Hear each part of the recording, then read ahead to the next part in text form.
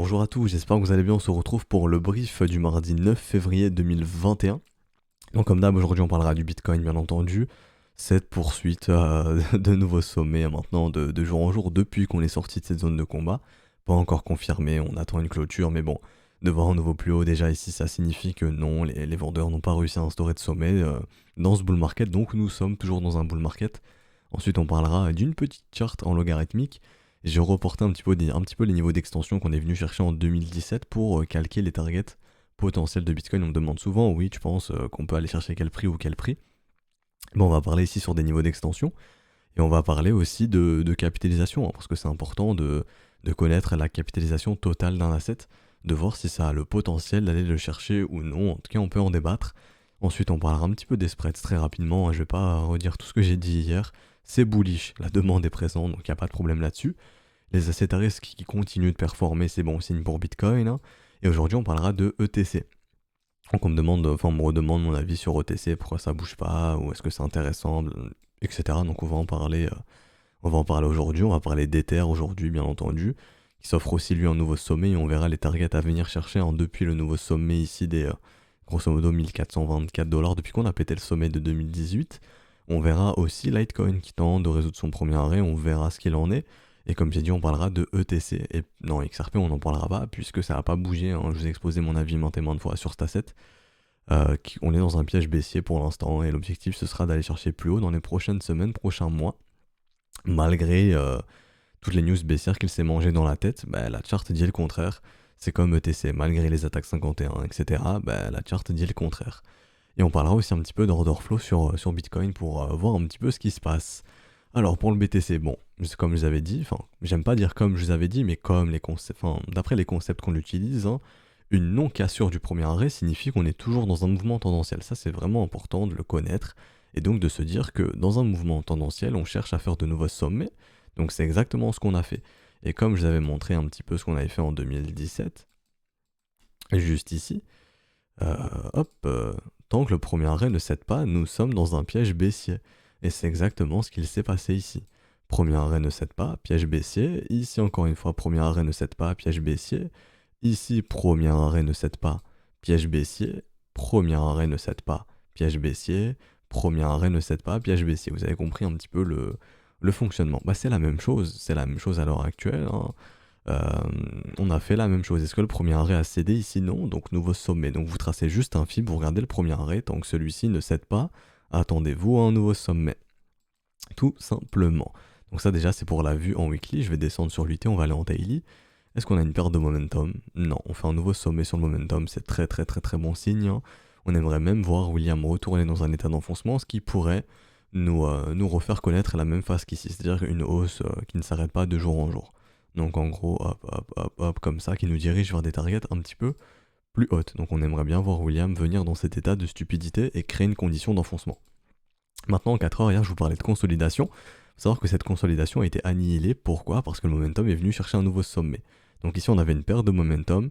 Les bulls ont réussi à avaler cette perte de momentum, donc on ne s'attend plus à de la consolidation, ici en tout cas en 4 heures. Je vais baisser l'UT, on va aller en 1 heure, on va voir un petit peu. Donc en 1 heure, là, légèrement, sur ce petit mouvement-là, on a une perte de momentum, juste ici. C'est en train de se confirmer. Il faudra voir si ça se confirme, mais on peut donc s'attendre à de la consolidation. Je vais mettre un petit tiret comme d'hab. Hop, comme ceci, et donc à ce moment-là, là on pourra s'attendre à un petit peu de consolidation. Je vous dis pas qu'on va dumper, hein. Je vous dis juste que on peut par exemple créer du mouvement de continuation comme ça, ok?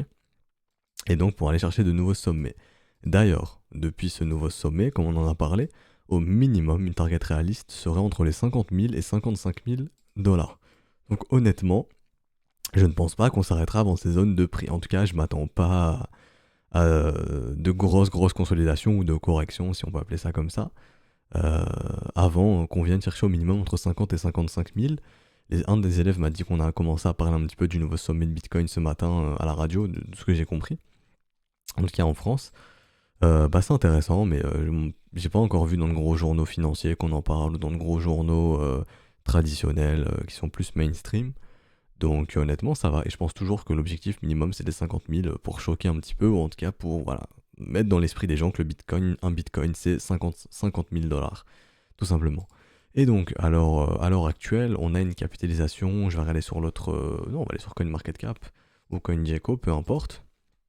Bitcoin. Alors, Bitcoin, il a une capitalisation de combien à l'heure actuelle? De 871 millions. Si je dis pas de conneries, c'est une capitalisation similaire à Tesla.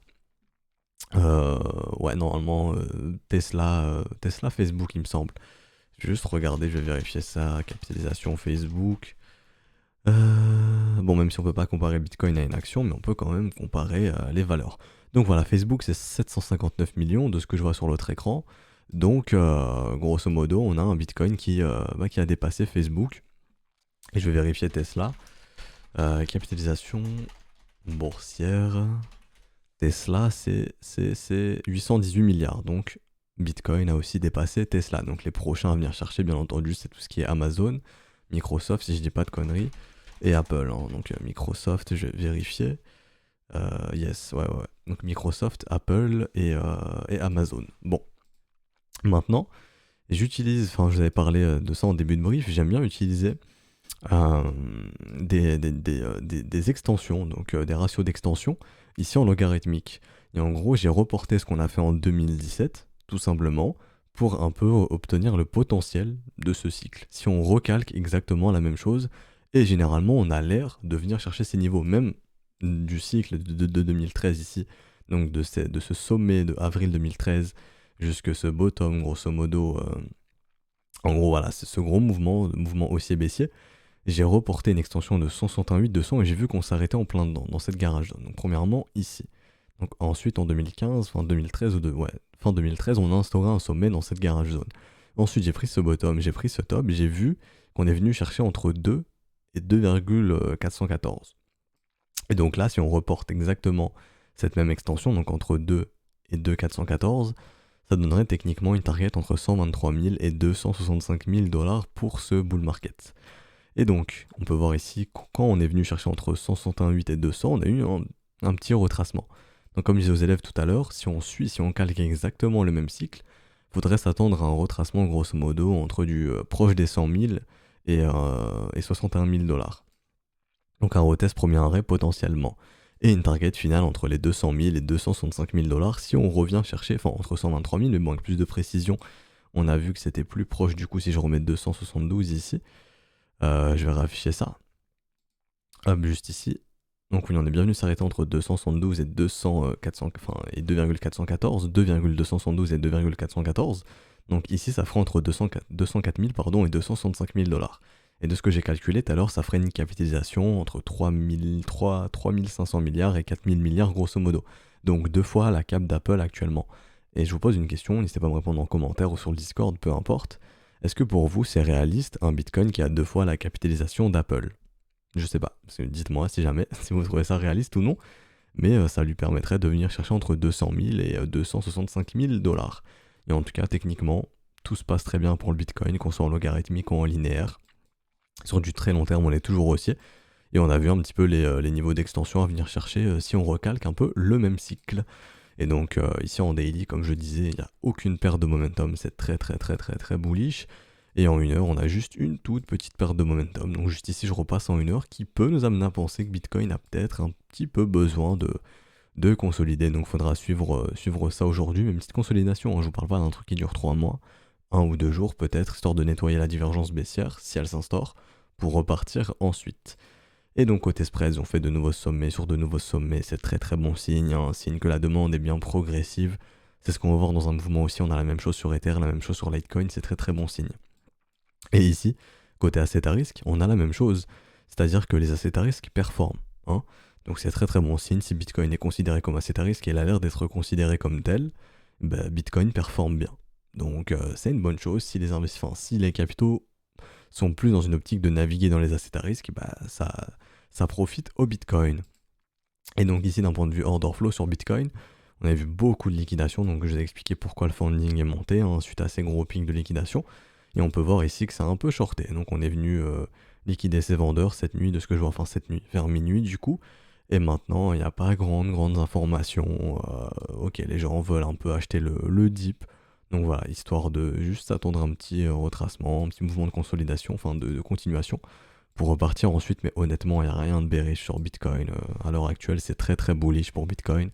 Et j'ai envie de dire tant mieux, puisque ça permettra de tirer nos alts lorsqu'on aura la saisonnalité, lorsqu'on aura la bonne saisonnalité, c'est-à-dire le printemps. Donc mars, avril, mai, ça devrait partir un peu partout. Enfin, en tout cas sur les bonnes altes, hein, entre guillemets. Voilà, faut pas choisir des altcoins qui sont mortes potentiellement, ou en tout cas qui n'ont pas les configurations requises. Et donc, pour finir ce brief, Ethereum, qui s'est clairement offert un nouveau sommet, je vous fais pas de dessin. Et donc, on a simplement une première target très réaliste ici, donc simplement une extension. Ce que je vous expliquais sur Bitcoin, je l'ai fait ici sur Ethereum, et donc ça donnerait un Ether entre 2002 et 2700 $. Donc pour moi, depuis la cassure de ce sommet ici, au minimum, on retrouvera un Ether dans cette zone de prix, entre les 2002 et 2700, tout simplement. En weekly, le momentum est toujours très très bullish. En daily, on est sur un momentum qui est toujours très très bullish. Les bulls ont récupéré le momentum ici. Donc le 3 février 2021, les bulls avaient récupéré le momentum, donc grosso modo juste ici.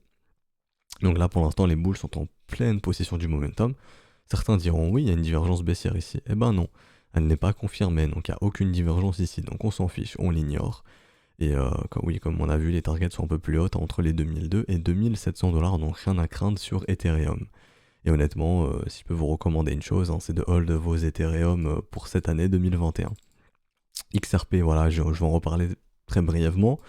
Mais malgré toutes ces news baissières, comme je disais, on n'est pas censé voir des W-Weekly s'instaurer, encore moins dans une nouvelle zone de rechargement. Donc XRP semble être dans un énorme piège baissier et semble préparer un rallye pour 2021. En tout cas, c'est ce que la charte indique. Je ne peux pas être bearish sur un asset qui fait des W-Weekly, c'est impossible. C'est impossible. Je ne peux pas être bear sur ce genre d'asset. Donc pour moi, XRP a fait un énorme piège baissier pour se préparer à de nouveaux sommets annuels. Je parle pas de sommet historique, hein, je parle pas d'une cassure des 2-3 $, je ne sais plus le sommet exact, mais au moins de venir péter le sommet annuel qui a été trouvé ici, enfin le sommet de 2020 du coup, donc le sommet de 2020 qui a été trouvé, si je dis pas de bêtises, yes, à 80 centimes grosso modo. Donc au minimum une cassure des 80 centimes pour les prochaines semaines, si on poursuit ainsi. Je le répète, en tant que ces W sont maintenus, faudra penser haussier sur XRP, malgré les news baissières. On peut vous faire flipper avec des news baissières, on peut vous faire peur, on peut vous dire oui c'est bear, nanana, mais techniquement c'est pas dans la charte. Ce qu'indique le marché, c'est qu'ici il y a de la smart money qui accumule et eux ils ne cèdent pas leur prix d'achat ici. Donc tant que ces mecs ne céderont pas, ces mecs feront tout pour pousser le marché. Et c'est eux qui ont l'argent, c'est eux qui ont les moyens de le faire. Donc s'ils veulent le faire, ils le feront. Et LTC donc, on consolide toujours sur ce premier arrêt. Si on vient s'affranchir pour moi de cette zone d'heure, je vais supprimer tout ça, on s'en fout maintenant. On a vu les W se sont instaurés, etc. On est dans cette énorme zone de combat, donc je vais placer avec vous les alertes. Ça fait longtemps qu'on l'avait identifié, mais je ne l'avais pas matérialisé directement sur la charte. Donc juste ici, bull, bear. Si on vient péter ici, c'est bull, simplement, donc les 186 $, je mets une alerte à 187. Si on vient péter sous les 113, c'est bear, donc je mets une alerte à 111, grosso modo. Et si on s'affranchit des 186, on aura probablement cassure du premier arrêt. Pour moi, il y aura cassure, hein, puisqu'on sera sorti de cette zone de combat. Et au minimum, on viendra chercher, je pense, les 270 $. Ce corps de chandelle ici, en plein milieu de la zone de rechargement de short. Je pense vraiment que c'est le niveau qu'on viendra chercher au minimum, très rapidement. Et je pense que LTC peut totalement s'offrir un nouveau sommet pour 2021. Et comme j'expliquais pour Ethereum juste avant, les targets pour LTC, c'est entre 580 et 715 au minimum. Et je dis bien au minimum pour ce cycle aussi, parce que oui, on assiste à la transition d'un bear à un bull market. La transition s'est faite depuis longtemps, hein, mais l'ultime confirmation, on l'a eu grosso modo en janvier. Et donc ETC, on me demande qu'est-ce que tu penses d'ETC, pourquoi il bouge pas, est-ce que c'est intéressant, est-ce que c'est pas intéressant. Déjà, dites-vous qu'un asset qui a une faible volatilité, si vous avez un profil d'investisseur, c'est exactement ce que vous cherchez. Ça, premièrement, c'est la première chose. Maintenant, je vous avez expliqué qu'il y a eu des attaques 51, etc. Donc c'est très très négatif, il n'y a rien de plus négatif qu'une attaque 51 sur un asset. Malgré ça, est-ce que l'asset est venu faire un nouveau plus bas ou est-ce que vous avez vu des M weekly? Non, au contraire, on voit des W weekly qui s'instaurent. Donc ça c'est très bullish. Et l'ultime confirmation, ce sera de venir casser les 13,1$, donc grosso modo les 13,2 $. Si on vient casser ce niveau, attendez-vous à un ETC qui devrait reprendre de la valeur très rapidement. Et donc, s'offrir un nouveau sommet probablement dans les prochains mois, prochaines semaines. Mais pour ce faire, il faudra venir péter les 13,2 $. Donc est-ce que c'est intéressant d'acheter de l'ETC? Pour moi, oui, puisqu'il est en train de faire des W weekly. Est-ce que c'est un conseil d'investissement? Non. Je ne vous dis pas d'acheter de l'ETC. Je vous dis juste que je suis un acheteur de W weekly et ce W weekly, je l'achète totalement. C'est différent. Je vous dis ce que je fais et pourquoi je le fais. Mais je vous ne dis pas de faire ça. Ce n'est pas un conseil d'investissement. Et donc, au minimum, il faudra s'attendre à un retest du premier arrêt. Donc, les 20$. Ensuite, un petit tour dans la zone de rechargement de short, donc grosso modo ici, entre les 29, 30, en gros entre les 30$ et 38$. Et comme j'expliquais sur LTC et Ethereum, ici, juste ici, on a une grosse target d'extension entre les 73 et les 90$. Je m'en fous de ce que vaut Ethereum classique fondamentalement. Certains diront que c'est mieux qu'Ether, d'autres machin. Honnêtement, je m'en fiche. Je suis pas là pour dire c'est mieux ou moins bien. C'est très subjectif. On peut avoir 1000 avis fondamentaux d'un asset. Pour moi, c'est très très subjectif. Je regarde juste la charte et pour moi, un asset qui fait des W weekly, pour moi, c'est bullish, tout simplement. C'est tout ce que j'avais à dire pour Ethereum classique. Et donc, comme je l'avais écrit ici, on a la transition d'un bear à un bull market sous les yeux et l'ultime confirmation se fera quand on aura pété. Oh, ma flèche est dégueulasse. Quand on aura pété ici les 13$. Donc c'est pour ça que je mets une petite alerte ici. Et pour moi, ETC est un asset très très très très intéressant. Ça peut être un asset vieillot pour certains, fondamentalement nul. Donc si vous ne retrouvez pas les conditions qui vous intéressent, next. Mais moi, techniquement, je retrouve tout ce que je cherche sur cet asset. Donc c'est, en tout cas pour ma part, ça en fait un asset très très intéressant. Maintenant, il va falloir être patient. On peut être dans la même zone de prix encore dans 2, 3, 4 mois, je ne sais pas. Bon, même si ça me paraîtrait peu probable de ne rien faire pendant le printemps, pendant les prochaines semaines, peut-être qu'on fera rien, ou peut-être que même on va bouger demain, ça j'en sais rien. Mais en tout cas, pour moi, on a vraiment la transition d'un bear à un bull market, on est vraiment en train de changer de dynamique. On a eu une dynamique baissière pendant plusieurs années, on est en train de réinstaurer une dynamique haussière ici, donc je m'attends à des prix croissants pour Ethereum classique en 2021. Tout simplement. Et on va s'arrêter ici pour aujourd'hui, j'espère que ce brief vous aura plu. Si c'est le cas, n'hésitez pas à laisser un petit pouce bleu, à vous abonner si ce n'est pas déjà fait. Je le répète, mais l'école est grande ouverte, hein. Tout est expliqué dans les commentaires et en description. Si jamais, n'hésitez pas à nous rejoindre. Si vous voulez assister à la poursuite de ce brief privé, on va chasser un petit peu des assets intéressants sur d'autres exchanges. On va continuer un petit peu notre liste en USDT pour chasser des alts intéressantes. Je vous souhaite une bonne journée. On se retrouvera donc probablement demain, mercredi. Ciao, ciao.